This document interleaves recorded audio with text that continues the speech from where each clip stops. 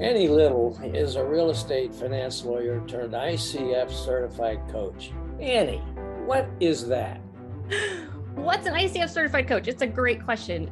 Just as generally speaking, coaching is an unregulated industry, unlike lawyering, where you have to have a license.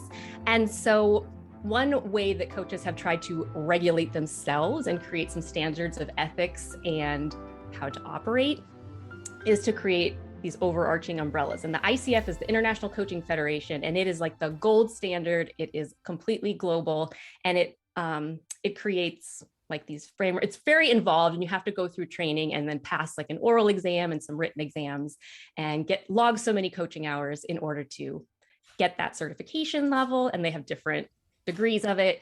And it provides protections for the people who hire coaches. And so any coach you hire does not have to have any sort of license or credential in order to call themselves a coach. But lawyers tend to be very cautious. And so I like to say, if you want to really find someone and feel really safe, ask them if they've been certified or trained through the ICF. Okay, well, that's good. Thanks for the explanation. Yeah. Okay, now Annie specializes in supporting lawyers through their job searches, career transitions, and ascent to leadership positions within their organizations. She founded JD Nation in 2012 to pursue her vision of a world in which every lawyer has a fulfilling job, a humane workplace, and a life they're excited to live. Through executive and career coaching, Annie strives to bring that vision to life by helping lawyers to land, lead, and succeed in their ideal jobs. Annie, welcome to Justice Counts. Thank you so much for having me. As our listeners know, our show focuses on justice, and Annie is a bit different than most of the guests we've had on our show. While she's a lawyer, as Bob's brilliant reading of her bio indicates, she now spends most of her time, if not all of her time, coaching other lawyers. Primarily focused, as I understand it, on lawyers who are leaving the legal profession. Is that correct? It's maybe like a little less than half, but a lot of people that come to me with that question of, I'm so burned out. I don't know if I need to leave the legal profession or if I can find something within the legal profession. And so that's something that I help them to figure out. But yeah, people do leave. Okay. And one of the topics you listed as a subject for discussion today is, quote, justice for lawyers in the workplace, unquote. Mm-hmm. And I would like to make this the early focus of our conversation, if that's okay. Love it. Yes. You consider yourself, as I understand it, an executive career coach. Mm-hmm. You founded a company called JD Nation. What exactly is JD Nation? Why do lawyers seek out your services? And what challenges are they usually facing when they do? Yeah. So people are coming to me because they are at a point in their career where they're, for lack of a better word, unhappy. And they're like, what's going on? I don't know what to do. I knew how to become a lawyer, but now that I'm here, I don't know if I need a new job or a new practice area or a completely new career or just like sell everything and travel around the world for a while. So that's generally why people are coming to me, and they all cite that they have a lack of clarity in what they want to do and that they're seeking direction. So that's what we're oriented around. I remember when I've experienced similar things as you're describing, mm-hmm. and I'll get to that in a second. But I remember feeling like I went to law school. I suffered through those 3 years. I'm a lawyer. I'm a lawyer, damn it, and I'm going to be a lawyer. And you tend to do this to yourself. You say, I don't want to waste the education I just got, so I'm stuck with it. Mm-hmm. Do you find that to be the case in many of the lawyers you've talked to? Oh, yeah. Yeah. There's this, a lot of the language that's used around it is, well, I want to find something else, but I want to make sure I still want to use my law degree. Right. And there's this, and kind of over generalizing it, part of it comes down to the sunk cost fallacy, where we feel like we've sunk all this time, money, effort, suffering into something.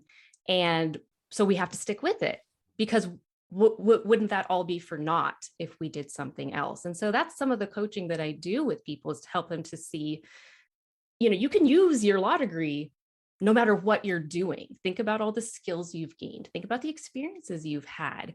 Just because you decide to go be a watercolor painting instructor doesn't mean your law degree is worthless. It conveyed value to you in some way. And sometimes people use their law degree to practice law, and then they accomplish what they set out to do. You can have a career that's like 15 years and be like, you know what? I feel like I've done what I set out to do. I'm retiring from that, and I'm going to go over here and do something else. Your website calls this burnout issue widespread. Yeah. Now, as I indicated, I experienced that myself, and I transitioned from practicing law to financing law. And when I was finished with financing law, I started writing legal novels and other books, as you know. Yeah. You left the legal profession also to do what you're doing. Correct. Why did you leave? Ooh, lots of reasons. Lots of reasons. I was at that point of burnout and just kind of like existential dread and not knowing what I was doing and whatever.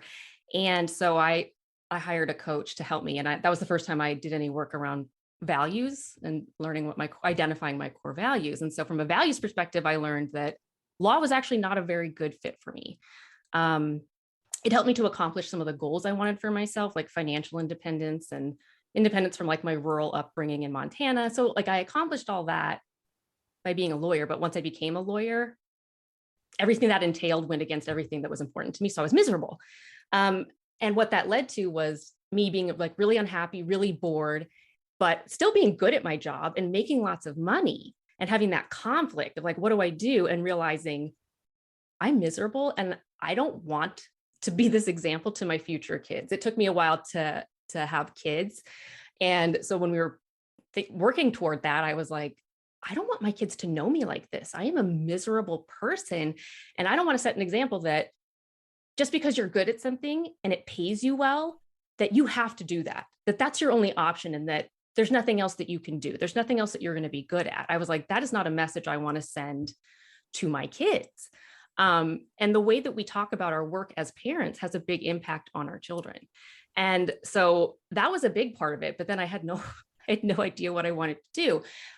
What I ultimately found out was like, it's a mismatch for me, but I know so many lawyers who are brilliant and kind and just wonderful people, and they're getting chewed up and spit out by the legal profession. And it's such a shame. And there's always going to be a market for legal services, as long as we have rule of law and everything, of course. And it just bothers me. I'm like, this needs to change, because there's no reason that these really smart, capable people spend all this time, all this money, all this effort becoming legal professionals. And then they get there and they're treated like crap and get to this point where they're like, I don't even know if I want to do this anymore. When they actually have a lot that they could contribute to the industry and to their clients. And so I was like, that change is going to happen within. It's not going to happen from the top down. But I know for me, I can't help effectuate that change from the inside, because I can barely function as a human because this is such a mismatch for me. But I got to this point in working with my coach where I realized, I love how I'm being coached by this person, but she doesn't understand what it's like to be a lawyer. She believed me, but I was like, that would really be a great shortcut for people to be able to work with someone who knows what it's like to be a lawyer and the unique challenges that we face, which are pretty common to like corporate America, but there's something about lawyers, right? And having someone who can understand and validate that instantly, I thought, I feel like there's a need for that. And that was back in 2012. And there were not now there's lawyer coaches all over the place. And I love it. I love having that community now, because it was a little lonely at first. But that's why I decided to leave. I was like, I didn't have a good experience, and it was because of who I am and what my values are and what's important to me. But I saw so many of the people that kind of left behind in the profession. I was like, I care about you too much, and I understand what everyone has to offer, and I want to make it better. In the tort field, where I practiced, I used to refer to that as beat up syndrome. Beat up, You right? you spend your whole life or your whole day either getting beat up or beating up somebody else, and you're if you make the judge happy, you haven't made your client happy. If the other side wins, you're the bad guy to your client. If you win, you're the bad, and the case proceeds and the judge doesn't want it to proceed, or he wanted you to settle, you're a bad guy to the judge. You're always the bad guy. I tell the story to people that the first case I ever handled was a small divorce case where two people were married for 3 months, and they decided right away that they weren't compatible. So the woman comes to see me. It's one of the first things I did as a lawyer. And in Michigan, you have no fault divorce. So you ask 10 questions and you're divorced. And I asked my 10 questions. It was my first court appearance. And this woman danced down the aisle and hugged me and thanked me. And I was so happy. And it was the last time I can remember. I can remember ever being happy as a lawyer.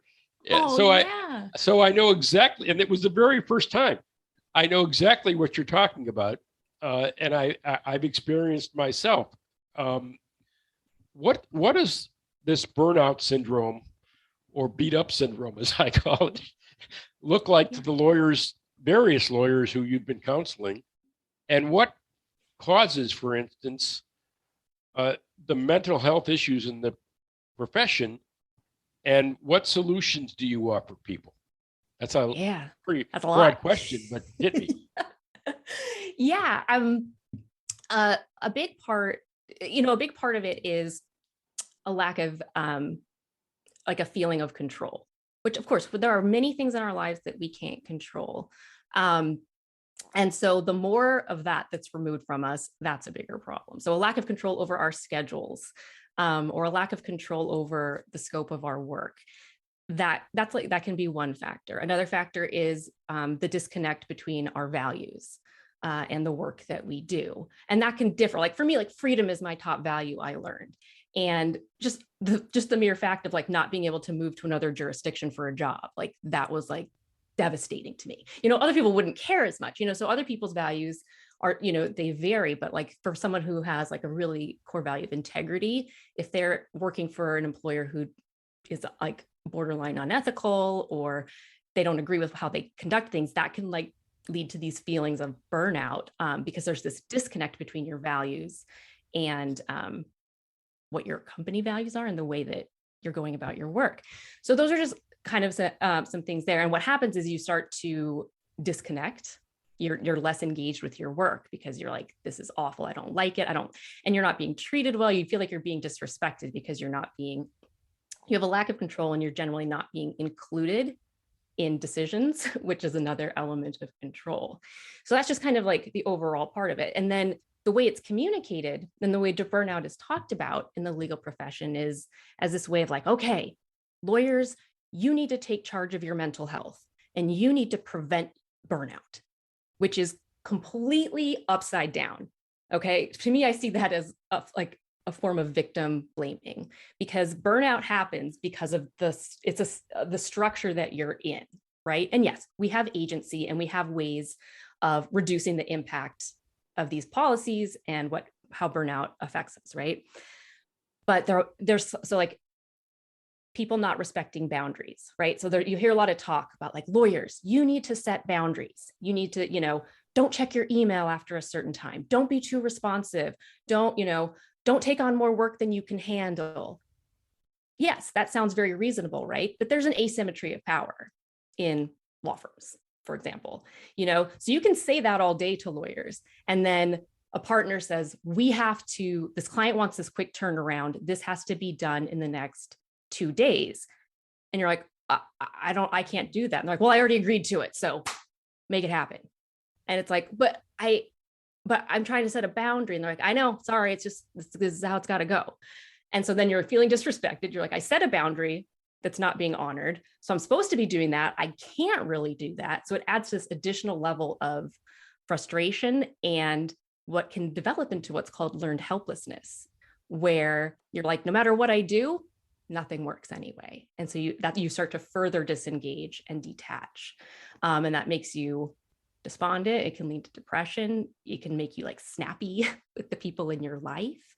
And then there's like the mental health initiatives, like, oh, like mindfulness. And we've got these, they'll have like trainings, like the law firm trainings, like, oh, once, twice a month, we have these things where you can go online and engage in these meditation workshops or whatever.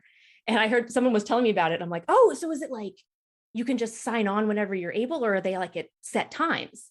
And they're like, oh, they're at set times. It's only like 2 times in the month. I'm like, oh, so does the firm like protect that time for lawyers? Like, is business shut down during those times so that everyone can attend? And they're like, no. I'm like, how often are you actually reasonably able to attend these things? Like, I've never been able to in a year, ever. Or they'll be like, oh, we pay for your Peloton subscription. Great, because physical health is also really important to our mental health, right? Great. And I'm like, that's wonderful. They pay for that. How often do you use that? How often do you use that membership? How often are you hopping on the bike or doing another workout? And like, maybe like once a week. If you're a lawyer 24/7, it's almost impossible. Right. Well, the solution is just walk away, or do you have alternate solutions besides just walking away? I reading your material on your website and the material you sent me to prepare for today, you've suggested that we need to reform systemic exploitation, abuse, and toxicity. Yeah. Now, it's a high stress business. I acknowledge that. I lived it for 25 years. I wasn't really aware that I was competing in a, quote, toxic environment. Elaborate for our listeners what you mean by that. Many of our listeners are lawyers, as you probably know. Yeah. I'm wondering what you're referring to, and what, again, the solution is just walk away, or there are alternates to that.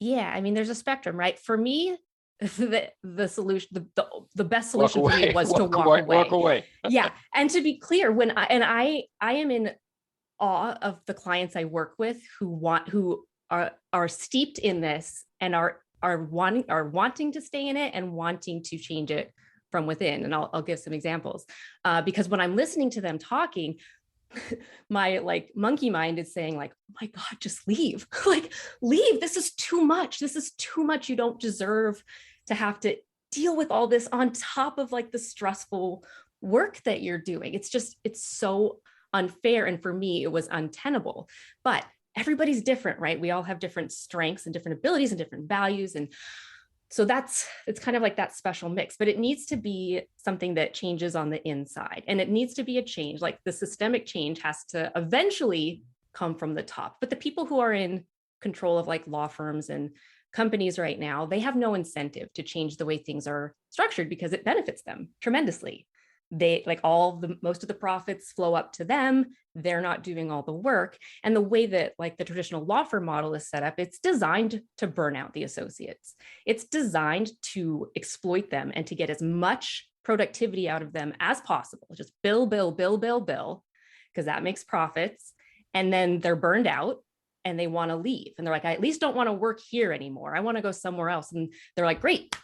Don't have to invest in that person. Don't have to like lie to them about making partner, because they really don't want people to make partner because they don't want to share in the profits. And these organizations are getting really top heavy as people they're not retiring. And some places do have retirement ages, but they're pretty high. And when you have like larger you've got like the boomer generation, which is really large. And then you have the millennial generation, which is equally as large. And so you've got these two like sort of competing groups where it's like, you're still hanging out up there.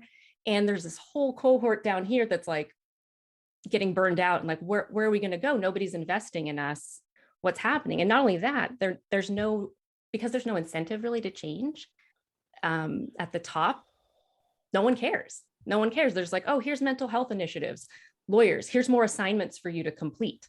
And that's the other thing. Just a little side tangent. The people I work with, they are doing everything to take care of their mental health and they're still struggling. They're in therapy. Some of them have psychiatrists. They're working out. They're eating healthy. They're doing all the right things, and it's still not enough. And that's where it tells us there's something else going on. And so my big sort of lofty dream when I left the legal profession to do this was, okay, I'm an elder millennial. I'm 41. I'm as old as you can be and be a millennial. And I'm like, when we start getting— she's elderly, Bob. Did you hear that? Yeah, I see that. They like to call us geriatric millennials. I'm like, whatever.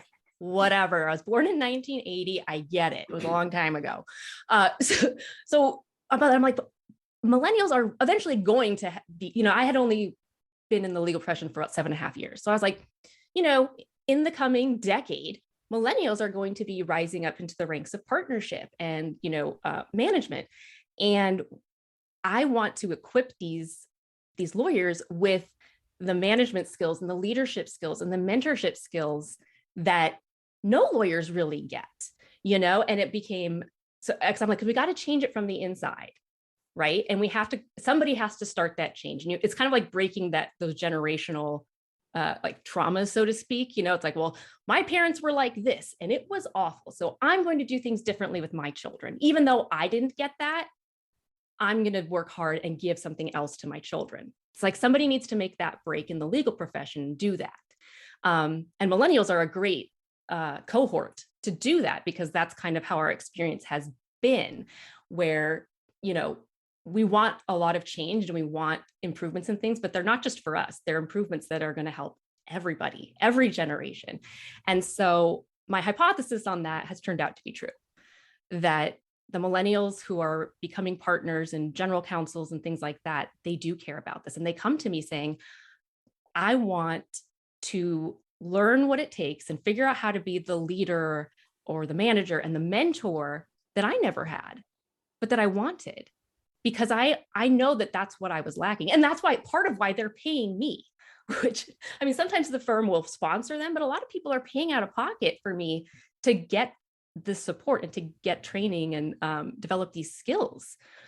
And they're like, I know how important it is. That's why I hired you. And I want to be able to give this to the people below, because I think it's going to make my job easier as a manager.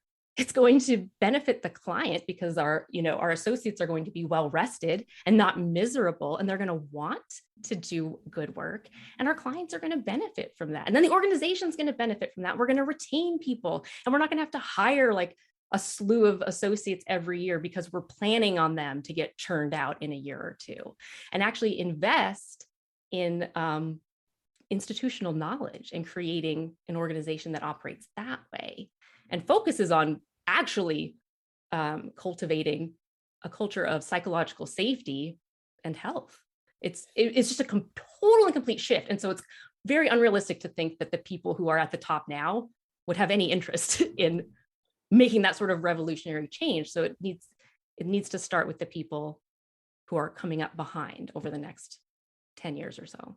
Annie, how do you go about helping your clients become the leaders and mentors that they wish they had? And have you got some kind of a step-by-step plan that you use to achieve that? We'll hear what Annie has to say about that when we return from this message. I don't yet have a step-by-step plan for that.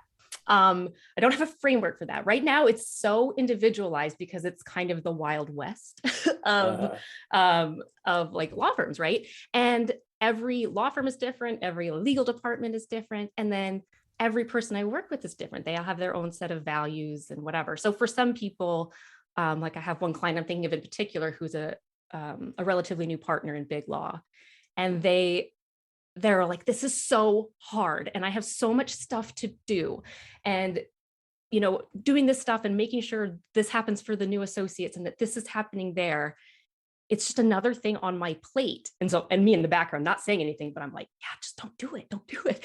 And they're like, but leadership is one of my core values, and I know that that's something that makes me excited to get up in the morning and go to work. And so I'm willing to invest the extra energy and time in it. And so in coaching, what's really great is the client gets to direct what we work on. So for them, it's like leadership is really where it's at. And it's like, what aspects of leadership do you want to work on? Like, what's important to you right now? And where is it realistic for you to implement it? You know, because we can talk about it all day, but like, let's put together plans for you to take action and integrate this into your daily life and into the culture where you're working.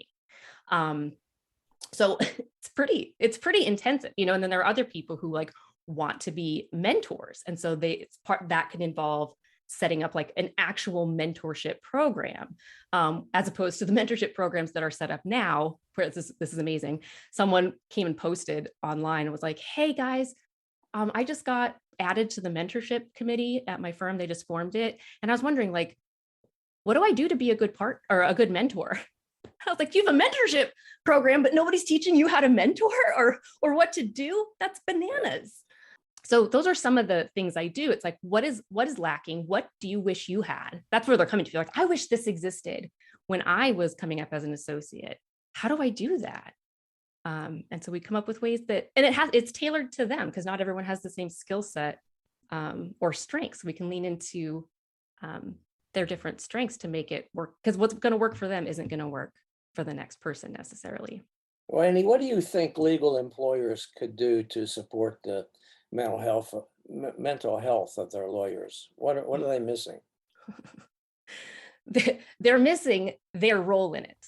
They're missing their impact on the mental health of their associates. Like I said, the people that are coming to me, I'm not giving them advice. I'm not telling them, you know, you need to be working out and you need to be meditating and they're like, I've already got all this stuff. I'm doing all these things and I'm still miserable or I'm still exhausted.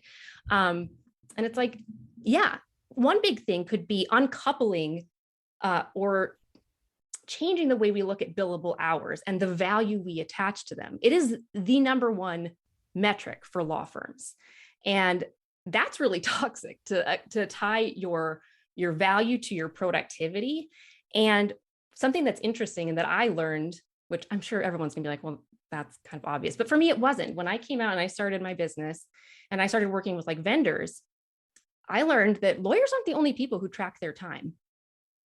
Everybody tracks their time. When someone sends me an invoice, it's for the hours they've worked. They've billed their time, they've tracked it, but they don't have the same like hangups around it that lawyers do. And so part of that is because that is pretty much the sole metric by which many lawyers are judged, at least at the associate level. And so it's like, well, why are your billables so low?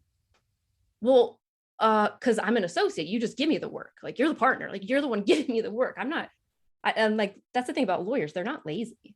You know, we want to work. We get anxious when we don't have work to do because we understand that. So there's that cycle too, where lawyers can relate to this, where it's feast or famine. So you're in the feast and you're just like, so much work. And you're like, oh my God, I wish it would just slow down. And then it does, and you don't have enough work. And you're like, oh my God, I'm going to get fired. Like, I don't have enough billables. Like, you're just this constant, like struggle there, and there's no balance. And so finding other metrics that are important and actually giving them value, because there's a lot of lip service to it. Like, oh, we care about how, like whether or not you develop client relationships and bring in business. Oh, do you? Then then how come associates don't get any kind of credit for new clients they bring in? Because that's the thing. It's like, oh, I brought in this new client. So what kind of credit am I going to get? Oh, well, we'll just take it into account for your end of year review. Well, I brought in the client and you were telling me it's important to develop clients. Can't I get credit? No, we don't have a mechanism to give associates credit. Well, then why am I spending all this non-billable time developing client relationships when all you care about are my billable hours? So there's a lot of like double speak and then telling us these things that they say are important, but in the end, it is 100% about what your billable hours are and what is collected on that. And for associates, a lot of that's out of our control. They sure don't teach this stuff in law school. You know, there's a lot of pressure to stay in and succeed in law school. Do you think that law schools could do a better job preparing students for the rigors of the profession? And if so, you're nodding your head. I don't think this is a video podcast, but you're nodding your head. How do you see them developing a core curriculum, for instance, to help maintain law students and lawyers' mental health? Yeah, I mean, that's really where it starts. I talk about, I came up with this idea of like a law school measuring stick. And it's like law school is where we learn how to measure our success. And it's like, you work at the best type of firm or at this type of clerkship and you make this much money and then you become partner and then you have 3 houses and then, and in law school, it's you're on law review and then you're this, and so that's the metric that law school gives us. And we carry that metric, that measuring stick with us into our careers. And it's ridiculous because we still compare ourselves to that, even when it doesn't align with how we view success and what's important to us to feel successful. It's also the business. It's also the first step in the beat up process that I described. Exactly. I mean, can you think of anything more negative than law school? I mean, no, I can't. I really can't.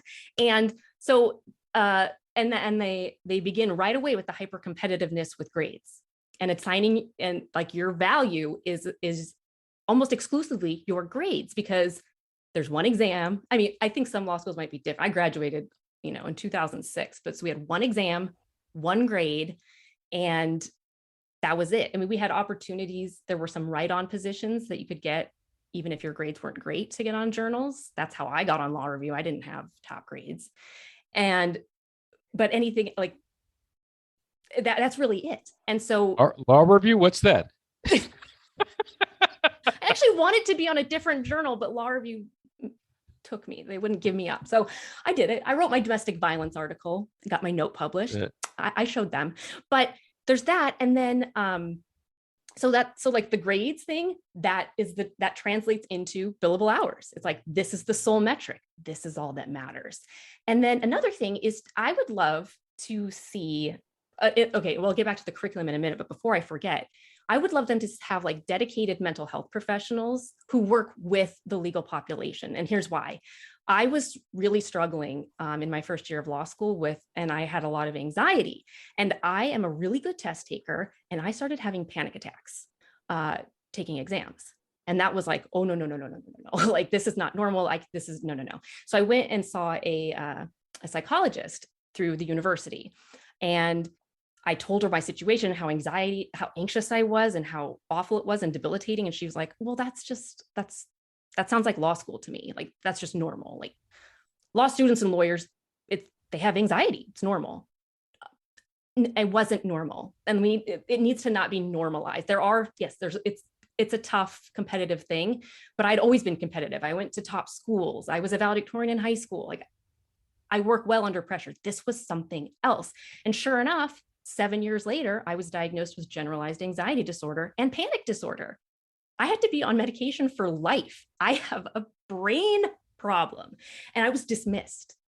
And I kept going, and she never helped. So I would love to have people who at least understand the legal profession and what we're under, the types of pressure we're under as law students, and have people that we can access. That would be huge.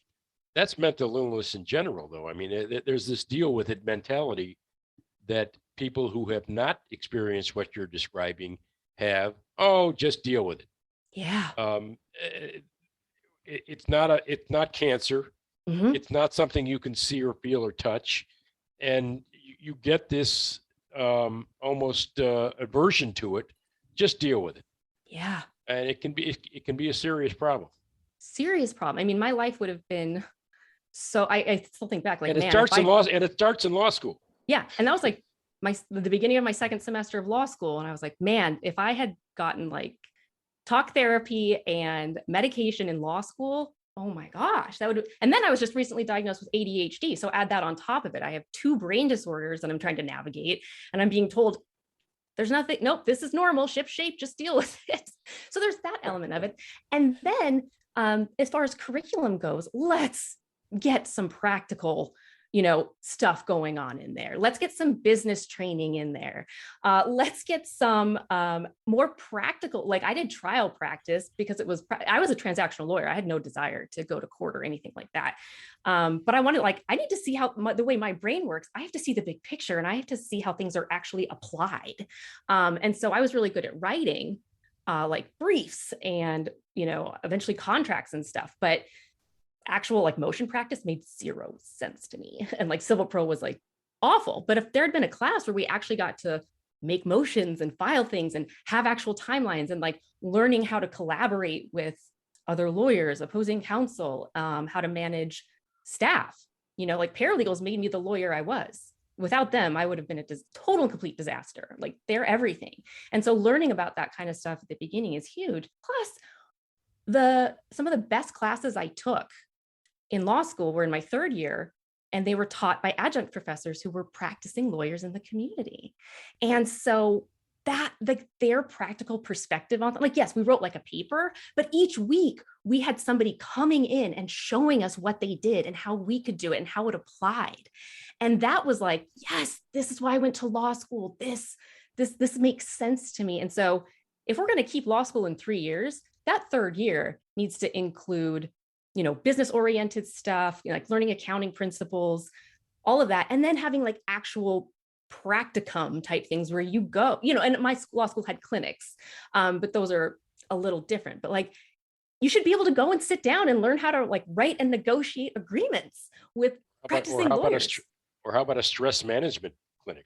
Oh my, yes. I mean, that's the whole other thing too. Like when you've got these mental health professionals who are like, assigned to the law school population, they can also come in and do trainings and have classes and all that kind of stuff. And, and helping with like not just study techniques, but helping us to understand like how our brains work, and that if we don't give ourselves rest, our brains suffer. Like you can't just study all the time. You can't just study all night, and you can't just study by memorization. You have to study in this way to integrate. And you need to learn how you study. You need to learn how you absorb information. And if that's different from how other people do it, that's okay. That was a message that it took me a while to learn, but I eventually figured out that I had to do things differently because I didn't know, but because I process information differently. But at first I just thought I was a broken loser who wasn't cut out for law school.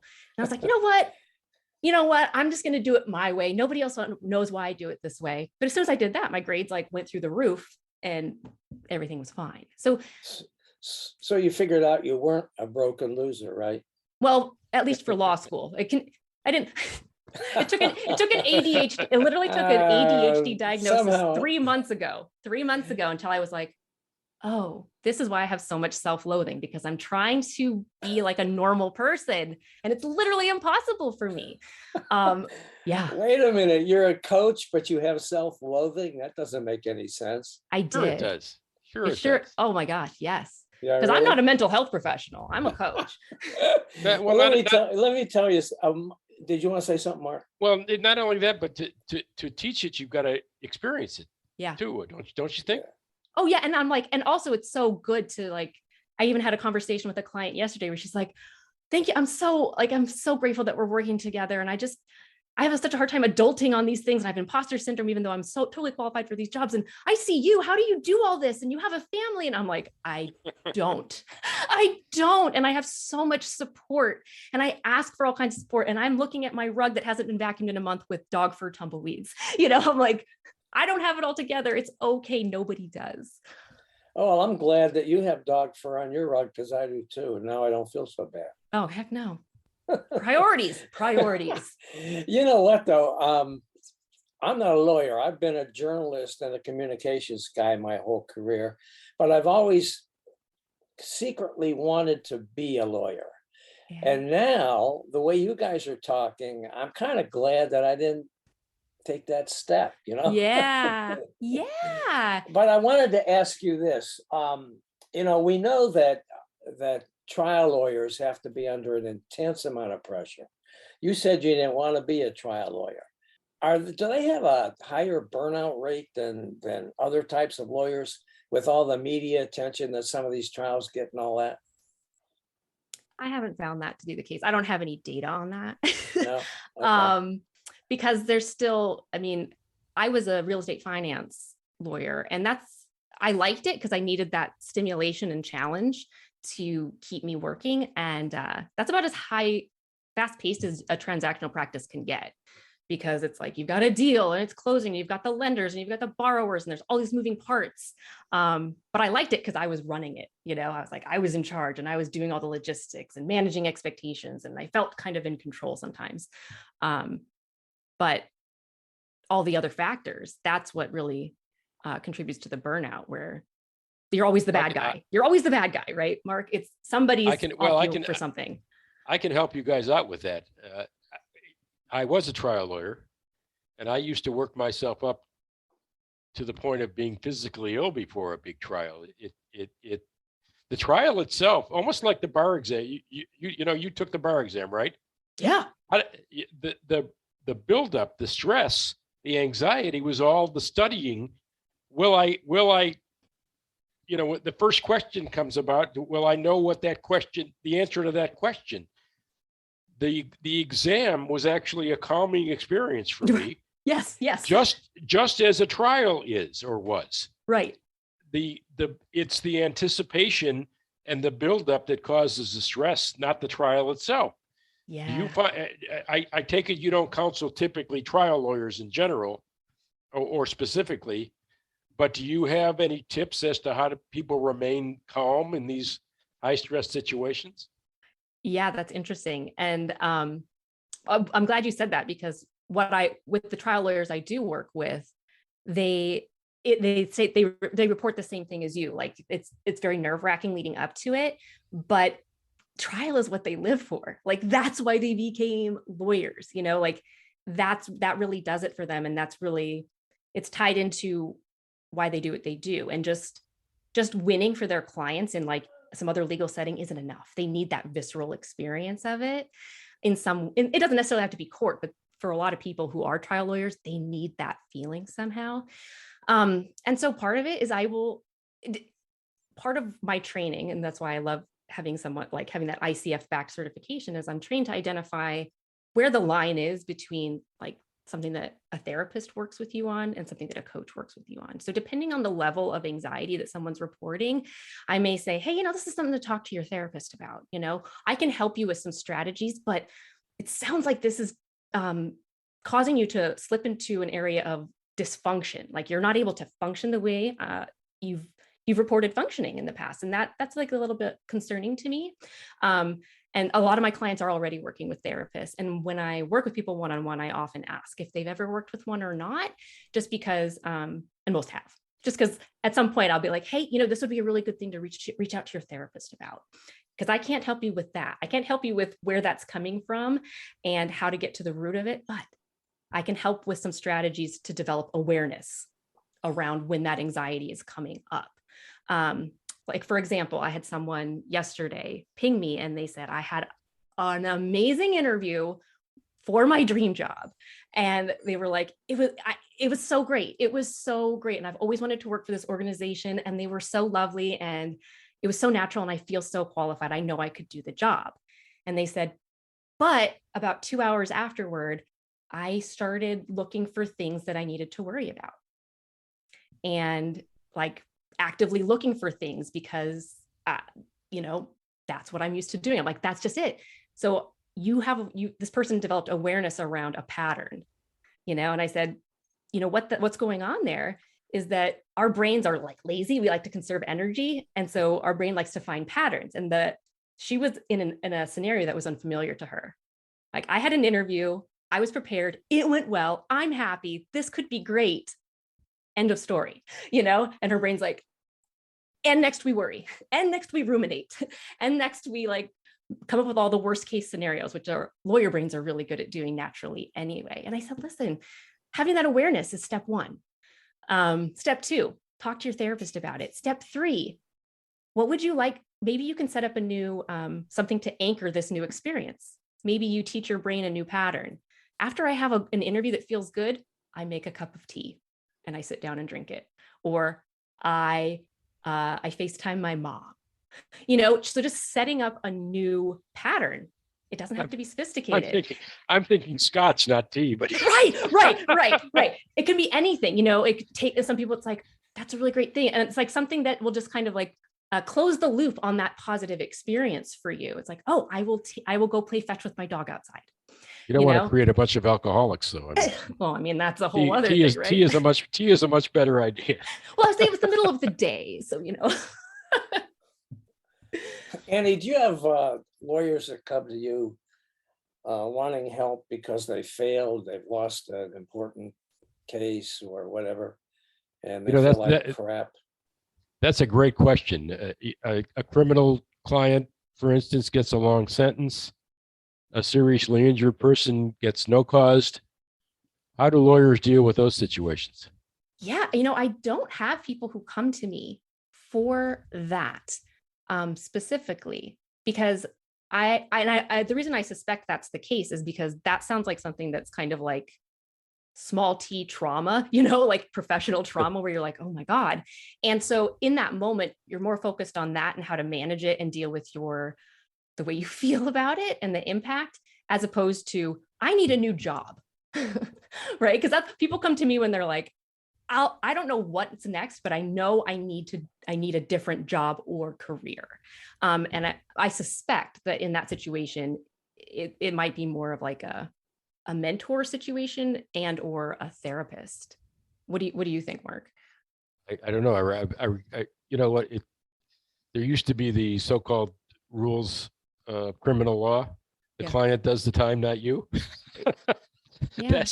That might be not nice. That's not nice, but I mean, that's one of the solutions to the dealing with the stress of failure. It's you've done your best. You've put yourself out there. You've laid it all out on the table, and it just didn't work out. Move on to the next case. And that's essentially the best advice I can give to a young lawyer in that situation, whether it be a client who didn't get the result that they expected in a civil action, or whether it be a person who gets jail time. By the way, when you consider that issue, typically it's the person's own fault that they're in that situation. You're called upon to represent them and do the best you can to help them through the process. But at the end of the day, if they're guilty, they're the cause of their own incarceration. Right. And that's true. It's important to look at it that way. Well, and that's a good point too, Mark, because when you talk, I am thinking now, like in the aggregate, right? For my clients who work as like prosecutors, public defenders, legal aid lawyers, it's like the cumulative impact of that work, right? Because especially if you're coming from like a social justice standpoint, like I started in legal aid and did like a lot of domestic violence stuff and like landlord tenant, fair housing. And sometimes just the way the system is set up, it's really disappointing that the only remedy you have for your clients is whatever, And so, sometimes at the end of my day, I'd be like, oh my gosh, my client is going home and they have no electricity or running water, like that sucks. And like, it so when, does. And so when you have that kind of thing happening all the time, added to, a high workload, like there was a prosecutor I worked with recently, and it was like, this person's workload was so high, and the homicides this young, relatively junior attorney was taking on, it was tremendous. And then to see, whether they were able to get justice the way that they thought it should be, that was just another element to pile on. So it might not be one case. Also, Bob, think of the reverse of that. You represent someone successfully, they're guilty, they go out and commit another crime. That's a whole other level of stress and guilt. I know. When I first started my career as a journalist, I was working for United Press International, and I was the bureau chief at Trenton, New Jersey. And I decided to go to the state penitentiary and visit death row. I even sat in the electric chair. I wanted to see what it was like. And there was a man in there. Show Annie your picture. There was a man in there. He's got a picture of himself in the chair. There was a man in there who had been convicted and sentenced to death for a rape murder of somebody, and he appealed, and he finally got out.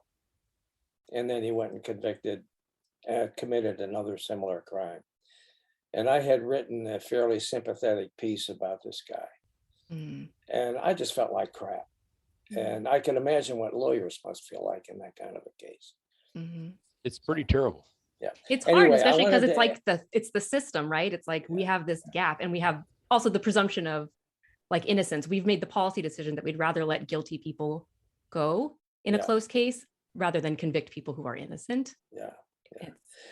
Annie, you mentioned a minute ago helping people who come to you and they're looking to switch out of the legal profession into something else. How do you help them do that? And what kinds of jobs or positions do you suggest sometimes? So I don't suggest any jobs. That's what's interesting, is that that's like a career counselor might do that. But what's most useful about coaching is that the philosophy is that you're creative, resourceful, and whole as a person, and that you know what's best for you. You just need some guidance in how to look at things and bring the right things into focus for yourself.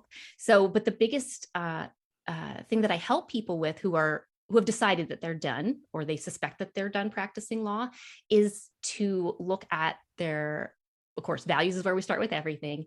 Figure out what comes naturally to them in terms of their strengths. Oh my gosh, interests are actually relevant.